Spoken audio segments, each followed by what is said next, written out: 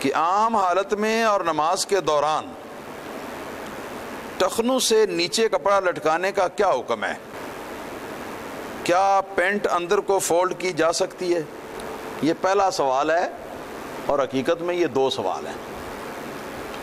تو پہلا سوال کہ ٹخنوں سے نماز کے دوران ٹخنوں سے نیچے کپڑا لٹکانے کا کیا حکم ہے؟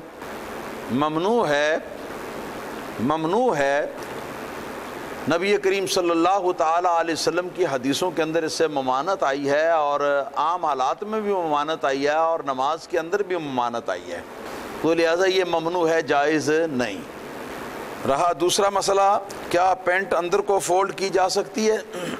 پینٹ کو اگر اندر فولڈ کریں گے یا باہر فولڈ کریں گے، نتیجہ یہ ہوگا کہ پینٹ کی جو وضع ہے وہ تبدیل ہو جائے گی، اس کی شکل کے اندر ایسی تبدیلی لازم آئے گی کہ جو تبدیلی بھلی معلوم نہیں ہوتی، بری معلوم ہوتی۔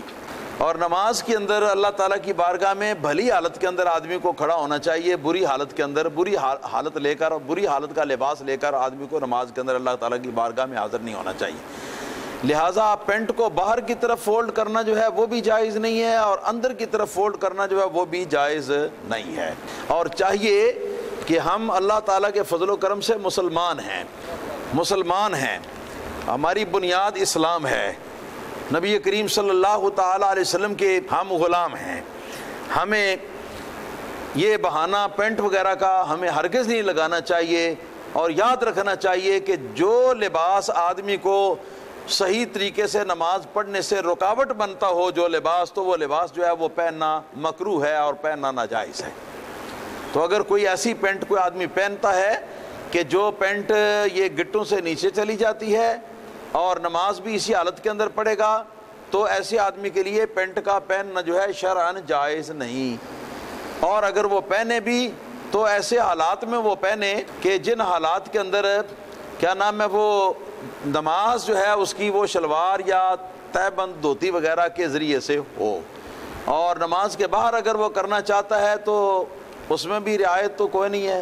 اب تقسیم والی بات ہی ختم ہو گئی، اس لیے کہ نماز کے اندر بھی یہ جائز نہیں ہے، نماز کے باہر بھی یہ جائز نہیں ہے۔ اس لیے ذرا تھوڑا سا دل بڑا کریں اور تھوڑی سی ہمت کریں، ہمت کر کے تو شلوار قمیص جو ہے وہ پہن کر نماز پڑھا کریں، اللہ تعالیٰ آپ کی مدد فرمائے۔ شلوار اگر لمبی ہو تو اس کو اوپر فولڈ کیا جا سکتا ہے، جی۔ جو ہمارے عام فقہاء ہیں اس زمانے کے، تو وہ تو اس کے بھی اوپر کو فولڈ کرنے کی اجازت نہیں دیتے، لیکن جہاں تک میں نے سمجھا ہے تو وہ یہی ہے کہ اس کو اوپر فولڈ کرنے کی کے اندر وہ علت ممانعت کی نہیں پائی جاتی، اس لیے کہ ذرا اس کو اوپر تھوڑا سا اوپر گھڑس لیں تو اس کے نتیجے میں لباس کی جو وضع ہے وہ بری نہیں لگتی، لباس بلکہ شریعت کے تقاضوں کے مطابق ہو جاتا ہے اور لباس برا نہیں لگتا۔ اور رہا یہ جو اوپر کو چڑھا لیا جاتا ہے، یہ حصہ جو ہے یہ تو بنیان اور قمیض کے نیچے دب گیا، یہ رہ جائے گا۔ تو اس کی مثال میں دیا کرتا ہوں، مثال کے طور پر تہہ بند دھوتی پرانے زمانے میں تو بہت رواج تھا باندھنے کا، آج کل بھی کافی لوگ ہیں جو باندھتے ہیں، اپنے گھر کے اندر جا کے باندھتے ہیں۔ کیوں جناب؟ باندھتے ہیں نا جی۔ تو تہہ بند ہوتا ہے، یہ دھوتی ہوتی ہے، تو اس کو ذرا آپ باندھ کے دیکھیں، آپ کو پتہ چلے کہ آپ باندھیں گے تو وہ گٹوں سے وہ نیچے ہی ہوگی، ٹھیک ہے جی۔ پھر باندھنے کے بعد اس کو پھر گھڑس کر اوپر کریں گے، ٹھیک ہے جی۔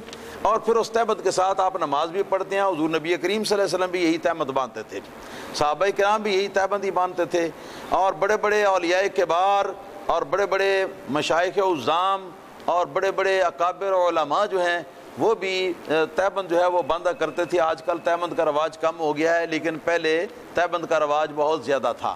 تو تہبند کے اندر یہ کیفیت پائی جاتی ہے جو لمبی شلوار کے اندر پائی جاتی ہے، کہ جس طرح لمبی شلوار جو ہے وہ گٹوں سے نیچے لٹک رہی ہے، اسی طرح تہبند بھی گٹوں کے نیچے لٹک رہا ہوتا ہے۔ اور ان لوگوں کا طریقہ ہم نے جو دیکھا ہے بڑے بڑے بزرگوں کو، تو یہ دیکھا ہے جس وقت نماز کے لیے اٹھ کے کھڑے ہوتے ہیں تو تہبند کے لڑ جو ہے نا ان کو کس لیتے ہیں، اور جو لٹکا ہوا نیچے ہے اس کو اوپر گھڑس کر تو اس کو وہ گٹوں سے اونچا کر لیتے ہیں۔ تو اس کی مثال شلوار کی وہ تہبند کی مثال ہے، اور دھوتی کی، جو کہ جس میں ابتلا جو ہے یہ تمام امت کے اکابر کو ہمیشہ تقریباً رہا ہے، اکثر و بیشتر امت کے اکابر کو۔